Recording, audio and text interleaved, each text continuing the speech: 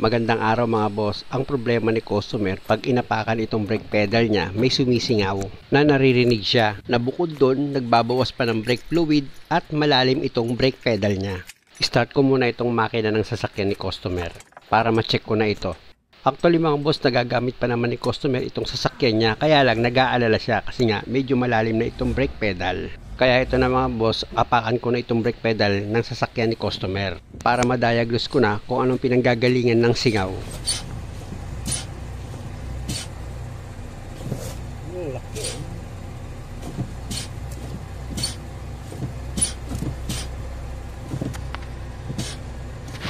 Narinig niyo mga boss, meron siyang sumisingaw tapos malalim pa itong brake pedal.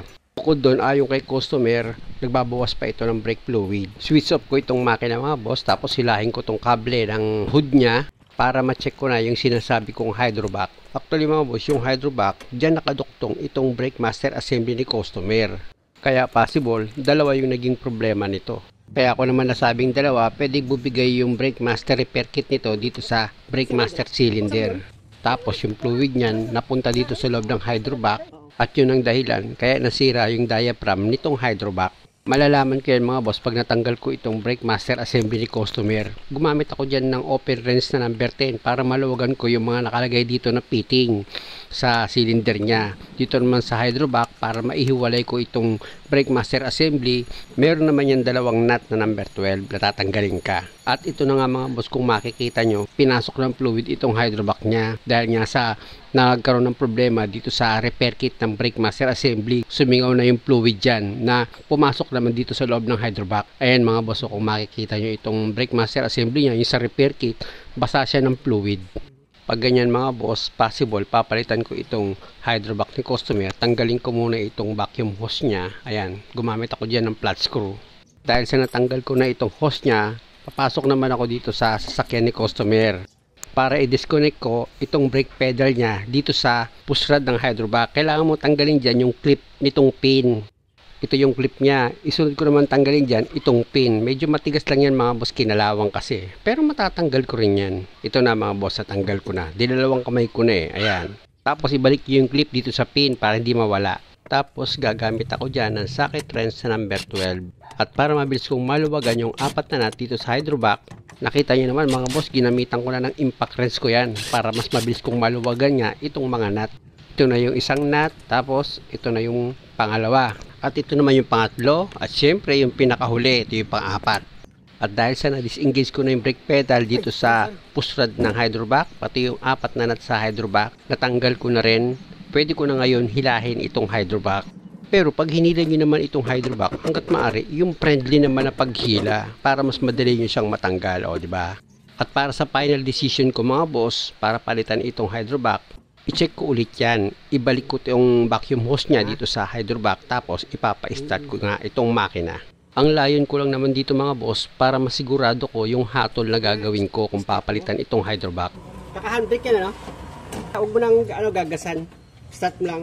Neutral. Okay.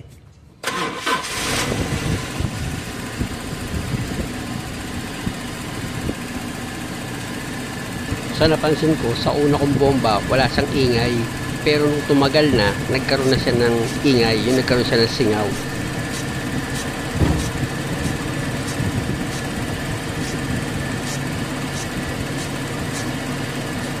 At ito ang napansin ko mga boss, habang matagal ko na siyang binobomba, tumitigas na rin. Matigas? Oh, tigas eh. Singaw na. Pag ganyan mga boss, dahil nung una, malambot pa siya nung binobomba ko at di nagtagal, tumitigas na rin siya, palitin na talaga itong hydrovac. At isa naman sa mapapansin nyo mga boss, dito sa vacuum hose niya, nung tinanggal ko, mapapansin nyo lalakas yung minor, tapos malakas humigop yung vacuum hose niya. Isa ibig sabihin nun, walang problema dyan. Ayan o, tingnan nyo, ang lakas humigop po. Walang problema dyan. Talagang nasa hydrovac ang problema. Kaya nagpabili na ako kay customer. Pati yung brake master assembly nito mga boss, bumili na rin si customer dahil ilang beses na yun napalitan ng repair kit. At ito na mga boss, yung bagong bili ni customer na hydrovac. Sa paglagay niyan mga boss, same procedure lang naman. Kung paano nyo tinanggal yung luma, ganun nyo rin siya ibabalik. Basta ang palatandaan nyo lang lagi dyan, yung pagkakabitan nyo ng vacuum hose dito sa hydrovac. para hindi kayo magkamali. Pasok muna ako dito sa loob ng sasakyan ni customer. Tapos unahin mong i-connect yung brake pedal at yung push rod dito sa hydrovac. Tsaka mo ngayon ilagay itong pin. At syempre man mga boss, huwag mong kalimutan ilagay yung clip niyan para hindi mahugot itong pin.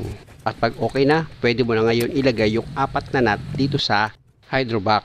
Ipakapit mo muna yung nut mga boss dito sa thread niya para siguradong hindi ka makalos thread. Tsaka mo ngayong gamitan niya ng impact wrench mo para mas mabilis mo siyang mahigpitan. O di ba mga boss, kung kayo ang gagawa ng sasakyan nyo at ganitong klase, madali nyo lang naman yan mapapalitan ng hydrovac. At dahil sa okay na ako dyan mga boss, dito naman ako sa pagkabit ng bagong brake master assembly ni customer. Yung dati kasi mga boss, ilang beses na yun napalitan ng repair kit. Kaya ito na yung bago na ipapalit ni customer. Lagyan ko na yan ng brake fluid mga boss. Kasi nga, bago ko ilalagay yan dito sa hydrovac, ibibleed ko na yan dito sa baba pa lang.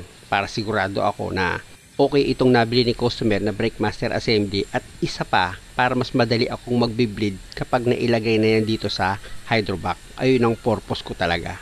Hindi ko muna inalis yung nakatakip dito sa lagayan ng 2 fitting mga boss. Pump ko muna yan gamit itong Phillips screw ko. At pag medyo tumigas na yung pagbomba ko, tatanggalin ko na ngayon itong nakaharang dito sa fitting, yung nakatakip. Na kung mapapansin nyo, yung fluid dito sa cylinder nasa bukana na, ayan, nasa labas na siya. Ayan, tuturo ko mga boss ng daliri ko, kung makikita nyo, tumutulo na yung fluid dyan. Wala nang hangin yan, basta ganyan. Kaya pwede nyo na yan ilagay dito sa hydrovac. At para hindi kayo mahirapan sa paglagay ng fitting mga boss dito sa cylinder, huwag nyo munang ilalagay itong brake master assembly nyo dito sa hydrovac. Unahin nyo yung fitting. Ayan, nakita nyo nilalagay ko yung 2 fitting, di ba? Iayos ko itong camera mga boss, hindi ko pala na itapat. Ayan, kung makikita nyo, kinabit ko na yung 2 fitting dito sa master cylinder ni customer. Tapos, i-connect ko na yan dito sa hydrovac. Tsaka ako ngayon ilalagay yung 2 nut na number 12. Ayan mga boss, kung makikita nyo, nilalagay ko na yung nut. At ito na yung pangalawang nut, inilalagay ko na rin siya. Tapos gagamit ako ngayon dyan ng box wrench na number 12 para ma-final ko na yung paghigpit dito sa 2 nut. Pero bago ako mag-bleed, higpitan ko muna itong 2 fitting na number 10 dito sa master cylinder. Importante kasi mga boss, higpitan mo muna yung 2 fitting bago ka mag-bleed. At muntik nang magkalimutan mga boss, ito palang vacuum hose dito sa hydrovac, kailangan mai-connect ko muna yan bago pa start itong makina. At yung clamp dito sa vacuum hose, higpitan nyo yan mga boss, kailangan wala siyang singaw. Punasan ko muna itong fluid reservoir, tapos yung sensor niyan dito sa brake fluid, yung socket wire, i-connect nyo na rin yan. Na pag okay na, pwede mo na ngayon start itong makina para makapag-bleed na tayo mga boss.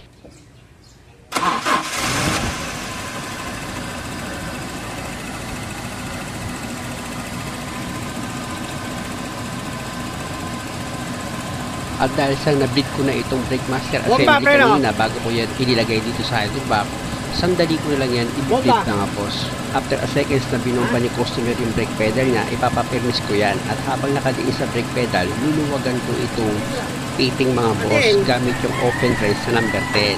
Para kung may hangin pa dito sa master cylinder, lumabas yan. Patuluin nyo lang naman yung brake fluid dyan mga boss, tapos isarado nyo rin siya agad. Tapos bubombahin ulit yung brake pedal. After ng ilang segundo, nakapirmes nakaliin sa brake pedal, luwagan mo naman dyan yung isa pang fitting. Malalaman mo naman yan pag okay na siya, yung brake pedal mo, normal na. At higit sa lahat, dapat mawala yung ingay. Ayan mga boss, tinagalan ko ng konti para makita nyo may tumulo na fluid.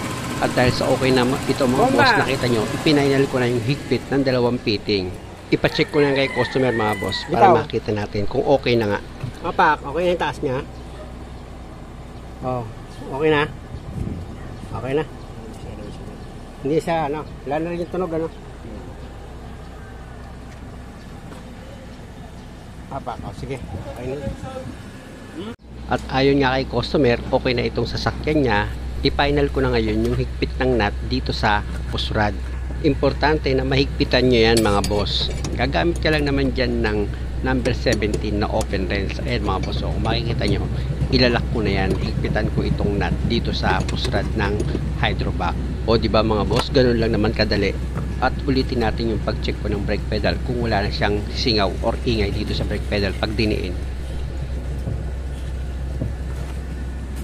Muli mga boss, dahil okay na itong sasakyan ni customer at sana nakakuha kayo ng idea at kung maaari, huwag nyo naman sanang kalimutang mag-subscribe sa channel ko. Maraming salamat!